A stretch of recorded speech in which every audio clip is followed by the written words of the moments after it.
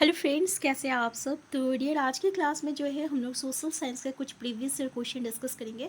ठीक है, तो चलिए हम लोग स्टार्ट करते हैं आज का क्लास। देखिए, हम लोग 6 to 8 की एनसीईआरटी का बुक का चैप्टर वाइज डिस्कशन करते हैं और यहाँ पे हम लोग चैप्टर वाइज एमसीक्यू भी करते हैं। इससे जो कि हमारा डायरेक्ट जो क्वेश्चन चैप्टर से बनता है, ठीक है, वो सब क्लियर हो जाता है। तो अभी तक अब आप ज्वाइन नहीं किए हैं तो आप हमारे साथ ज्वाइन कर सकते हैं। चलिए हम लोग स्टार्ट करते हैं आज का क्लास। पहला क्वेश्चन है, निम्नलिखित में से कौन भारत की संविधान की समवर्ती सूची के मामले में कार्य करता है। ठीक है, देखिए, समवर्ती सूची के मामलों में कार्य करता है। पहला है राज्य सरकार और स्थानीय सरकारी निकाय, दूसरा है केंद्र शासित प्रदेश, तीसरा है स्थानीय सरकारी निकाय और चौथा है केंद्र सरकार और राज्य सरकार। तो क्या बोल रहा है कि भारत के संविधान की समवर्ती सूची के मामले में कौन कार्य करता है, तो ये हमारा केंद्र सरकार और राज्य सरकार कार्य करता है। ठीक है, राज्य सरकार हर एक राज्य में जो सरकार है, ठीक है ना, और केंद्र सरकार जो कि मोदी सेंटर पे बैठा है, ये दोनों मिलकर जो है समवर्ती सूची के मामले में कार्य करता है। नेक्स्ट क्वेश्चन है आपका कि नेक्स्ट क्वेश्चन है, वर्ष 1997 में भारतीय उच्चतम न्यायालय ने विशाखा निर्देश की रचना महिलाओं को डैश यौन उत्पीड़न के से बचाने के लिए की गई। सड़कों पर, गाड़ियों पर, कार्यस्थल पर, वैवाहिक संबंधों पर। ये अच्छा क्वेश्चन है, ठीक है ना। तो ये हम लोग डिस्कस किए हुए थे। तो हम लोग देखते हैं कि महिलाओं का सबसे ज़्यादा जो यौन शोषण किया जाता है, ठीक है, वो आपका कार्यस्थलों पे होता है। तो आंसर सी जो रहेगा ये हमारा करेक्ट आंसर हो जाएगा। नेक्स्ट देखिए, ये जो क्वेश्चन है ना, ये आपका सीटेट का एफटी टॉपिक है। मतलब ऐसा कोई भी एग्जाम नहीं रहेगा सीटेट में अभी तक, जो कि मतलब जब से हमारा सीटेट हो रहा है तब से कभी ऐसा कोई भी एग्जाम नहीं रहा है जहाँ की इस टॉपिक से क्वेश्चन नहीं पूछा जाएगा। अगर ये टॉपिक आप कर लिए हो तो यहाँ से एक या दो क्वेश्चन आपका एग्जाम में ज़रूर पूछा जाता है। ठीक है, चलिए हम देखते हैं क्या है। पृथ्वी की सतह से शुरू कर वायुमंडल की परतों के सही क्रम का चयन कीजिए। सबसे पहला क्वेश्चन तो यही पूछ दिया जाता है, क्योंकि हम भी जब सीटेट दिए थे ना तो मेरे एग्जाम में भी यही क्वेश्चन पूछा गया था। ठीक है, मध्यमंडल, सोपमंडल, ब्रह्मंडल, समताप मंडल। दूसरा है समताप मंडल, मध्यमंडल, ब्रह्मंडल, बहिमंडल, सोपमंडल। और तीसरा है सोममंडल, समताप मंडल, मध्यमंडल, ब्रह्मंडल, बहिमंडल। तो देखिए, सब ये जो रहेगा हमारा करेक्ट आंसर हो जाएगा। सबसे नीचे जो रहेगा ना, ये आपका सोममंडल रहेगा, फिर उससे ऊपर समताप मंडल रहेगा, फिर उससे ऊपर मध्यमंडल रहता है, फिर ब्रह्मंडल होता है, फिर बहिमंडल होता है। तो ये एक क्रोनोलॉजिकल ऑर्डर हो गया। ठीक है, इसी ऑर्डर में रहता है। अब इससे कैसे क्वेश्चन पूछा जाता है, तो देखिए, इससे भी बहुत सारे क्वेश्चन पूछा जाता है। आपसे पूछ लिया जाएगा, अच्छा ये बताइए कि कौन सा मंडल है जो कि मौसम संबंधी घटनाओं जो होती है, मौसम संबंधी घटना जो होती है उसमें घटित होती है, यानी मौसम संबंधी जो भी घटना रहेगा वो उसी मंडल में घटित होगा। तो वो कौन सा मंडल है, तो हम लोग बोलेंगे सोम मंडल। ठीक है, फिर दूसरा क्वेश्चन पूछा जाएगा, अच्छा ये बताइए कि ऐसा कौन सा मंडल है जो कि मौसम संबंधी घटनाओं से मुक्त होती है, यानी मुक्त होती है, मौसम संबंधी कोई भी घटना इसमें नहीं होगा। इसीलिए तो हवाई जहाज इसी मतलब मंडल में उड़ता है। ठीक है, क्योंकि अगर मौसम संबंधी घटना यानी मौसम से रिलेटेड कोई भी प्रॉब्लम वहाँ पे होगा तो फिर हवाई जहाज नहीं उड़ पाएगा। तो इसलिए उस मंडल में जो रहता है मौसम संबंधी कोई भी घटना नहीं होता है, जिसके कारण वो हवाई जहाज उड़ने के लिए वो मंडल को उपयुक्त माना जाता है। तो ये हमारा जो रहता है समताप मंडल होता है। ठीक है, इसके अलावा आप ओजोन लेयर के बारे में तो सुने हैं ना कि ओजोन लेयर क्या होता है। तो ओजोन लेयर जो होता है ना, वो हमारा सूर्य की एक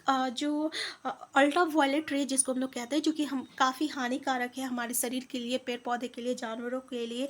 ठीक है, तो उससे जो है ये हमें बचाता है, क्योंकि ओजोन लेयर क्या करता है ना, उसको ट्रैप कर लेता है। ठीक है, और उसको धरती तक पहुंचने नहीं देता है। तो ये भी ओजोन लेयर किस में उपस्थित रहता है, तो ये भी समताप मंडल में रहता है। ये भी क्वेश्चन पूछा जाता है। और जब ओजोन लेयर में होल हो जाता है तो क्या होता है, वही अल्ट्रावायलेट रे जो रहेगा फिर वो आ जाता है, इसी को हम लोग ओजोन लेयर धरती पे पहुंचता है और इसी को हम लोग ओजोन लेयर होल कहते हैं, है ना। तो ये 2-3 क्वेश्चन हो गया। इसके अलावा मध्यमंडल में क्या होता है, तो पूछा जाएगा उल्का पिंड। सुने हैं ना उल्का पिंड किस मंडल में जाते ही जल जाता है, पूछा जाए तो बोलिएगा मध्यमंडल में जाते ही वो क्या होता है, जल जाता है। ठीक है, हवाई जहाज उड़ाने के लिए कौन सी मंडल उपयुक्त है, तो आपका समताप मंडल है। समताप मंडल से 3 तरीके का क्वेश्चन पूछा जाता है। पहला कि ये बताइए कि मौसम संबंधी जितनी भी घटनाएं होती है वो मुक्त होती है कौन सी मंडल में, तो बोलेंगे समताप मंडल। फिर दूसरा पूछा जाएगा हवाई जहाज उड़ाने के लिए कौन सी मंडल उपयुक्त होती है, तो बोलेंगे समताप मंडल। ओजोन लेयर कौन सी मंडल में उपस्थित होती है, तो बोलेंगे समताप मंडल। ठीक है, मध्यमंडल समझ में आ गया। ब्रह्मंडल, बहिमंडल, ठीक है। बहिमंडल में जो हल्की गैसेस होती है ना वो आपका उपस्थित होती है, जैसे हीलियम हो गया, ये हो गया, ठीक है। और ये इस ब्रह्मंडल में क्या होता है, तो जो कि आपका रेडियो संचार जो होती है वो इसी मंडल में होता है, ठीक है। तो यहाँ से और भी सारे क्वेश्चन है जो कि हमारे एनसीईआरटी का बस एक पेपर चैप्टर एक पेज है, ठीक है। अगर वो पेज को अगर आप कर लीजिएगा तो उससे रिलेटेड सारे प्रॉब्लम वो क्वेश्चन जो रहता है, जो भी क्वेश्चन आएगा उसी से आएगा, ठीक है। जो कि हम लोग सीटेट का एफटी टॉपिक में डिस्कस करते हैं। सीटेट का जो एफटी टॉपिक है जहाँ से हमारा क्वेश्चन पूछा जाता है उसमें हम लोग इस टॉपिक को डिस्कस किए हुए हैं। नेक्स्ट क्वेश्चन है, निम्नलिखित स्तूपों में से किस एक को उस स्थान के रूप में चिह्नित किया गया है जहाँ बुद्ध ने पहली बार उपदेश दिया था। देखिए ये भी अच्छा क्वेश्चन है।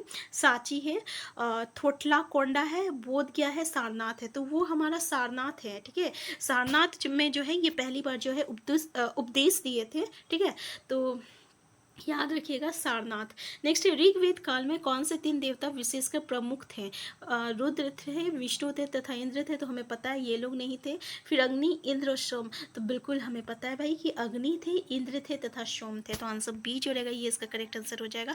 क्वेश्चन इसमें से और एक पूछा जाता है, ऋग्वेद की रचना कब हुई थी, तो 3500 साल पहले हुई थी, जो कि हम लोग क्लास 6 का चैप्टर 1 में डिस्कस किए हुए थे। क्योंकि इसी समय जो है ऋग्वेद में भारत वर्ड का जो है आपका इस्तेमाल किया गया था हमारा ऋग्वेद में, जो कि 3500 साल पुराना है, जो कि वहाँ पे डिस्कस किया गया था, ठीक है।